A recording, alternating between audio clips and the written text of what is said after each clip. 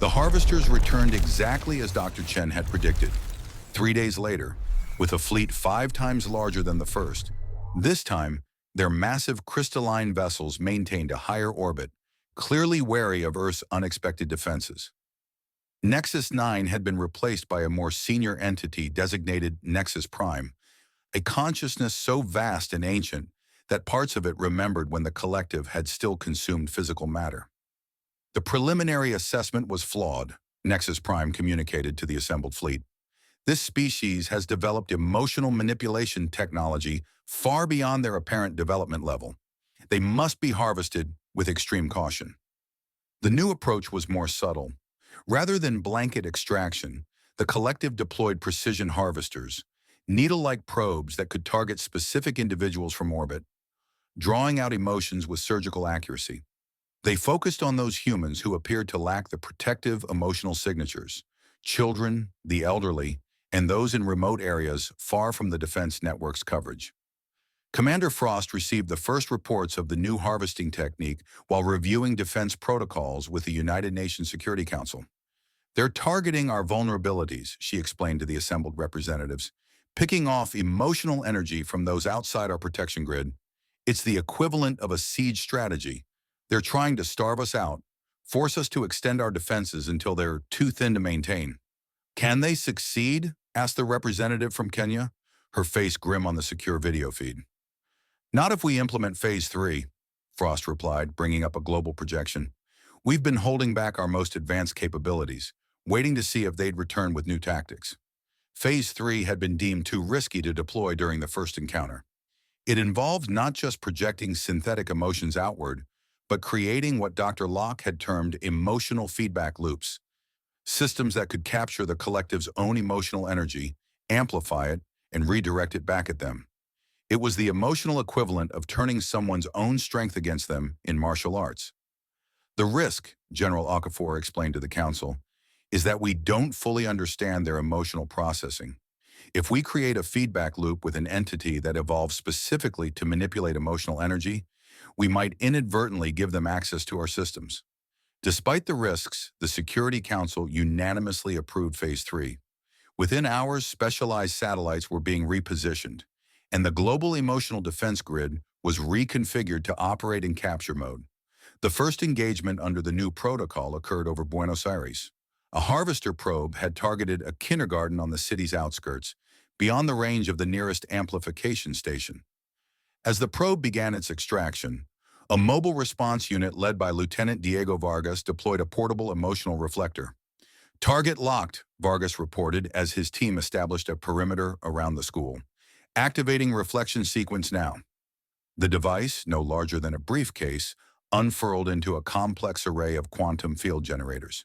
As the alien probe drew emotional energy from the children inside, the array captured the extraction beam, analyzed its frequency, and began the feedback process. What happened next exceeded even Project Pathos's most optimistic projections. The probe not only ceased its harvesting, but began to vibrate violently as its own extraction energy was amplified and reflected back. Within seconds, it shattered into dust, leaving only a brief shimmer in the air. Similar scenes played out across the globe as humanity's emotional defense forces deployed their new countermeasures. Each successful reflection provided more data, allowing the system to refine its approach. By the end of the first day, the collective had lost over 30% of their harvesting capacity. Nexus Prime, observing from the flagship, experienced the closest thing to confusion that its species could feel. "They are using our own extraction methods against us. This defies all previous encounter protocols." The collective had encountered thousands of species across the galaxy, and none had ever developed the ability to weaponize emotions so effectively. Most civilizations never even realized emotions could be harnessed as energy. Those few that did discover the principle typically used it for healing or communication, never as a weapon. "We must adapt," Nexus Prime decided. "Initiate direct communication."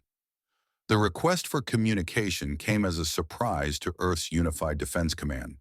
It arrived not as radio signals or any conventional transmission, but as a precisely modulated emotional broadcast that somehow conveyed semantic meaning, a language made of pure feeling. Dr. Chen's team worked frantically to interpret it. They're requesting a conversation, she finally announced. They want to understand how we develop this technology.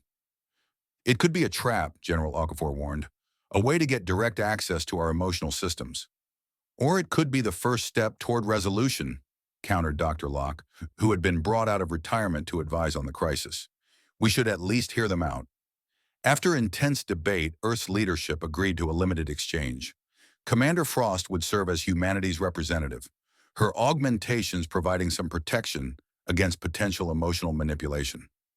The meeting took place in neutral territory, a specially constructed chamber aboard the International Space Station, modified with both human emotional dampening technology and accommodations for the collective's representative. Nexus Prime sent a portion of its consciousness, embodied in a swirling, translucent form that hovered at one end of the chamber. You have surprised us, the entity communicated, its thoughts translated into words by Dr. Chen's team. No species has ever turned emotions into weapons before. We didn't develop this technology to be weapons, Frost replied carefully. We developed it because we discovered emotions were more than just feelings. They were energy that could be harnessed. For what purpose, if not conflict? Initially, to understand ourselves better, to heal trauma, to enhance communication. Frost leaned forward slightly. The weaponization only came when we detected your harvesting attempts. The entity pulsed with what the translation team interpreted as skepticism. Your species produces more emotional energy than any we have encountered. You leak it into space like radiation. We assumed you had no use for the excess. That's where you fundamentally misunderstood us, Frost explained. What you see as excess is actually essential to who we are. Our emotions aren't just energy to be harvested. They're the core of our humanity.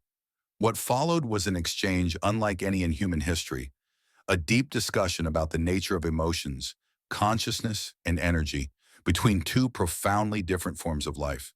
The collective had never considered that emotions might serve purposes beyond energy production.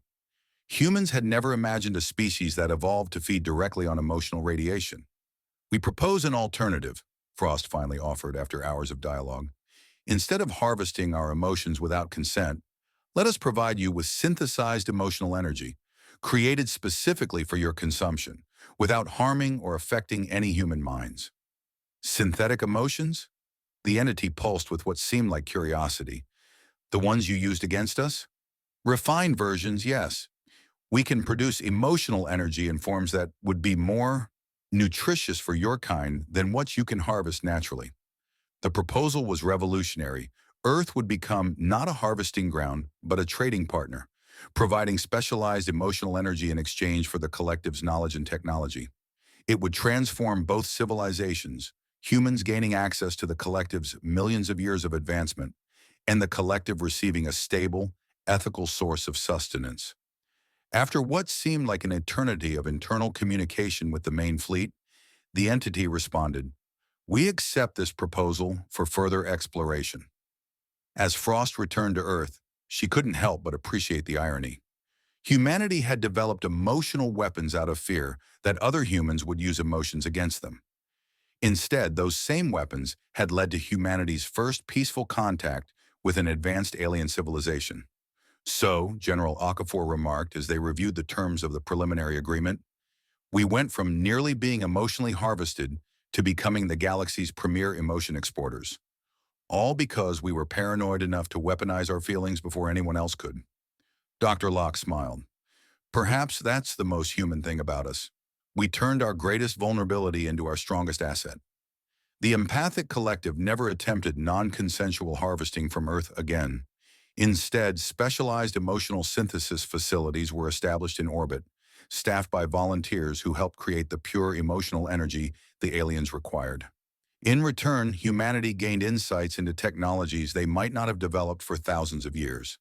As for Commander Frost, she became Earth's first ambassador to the collective, her unique abilities making her perfectly suited to communicate with beings who perceive the universe through emotional energy.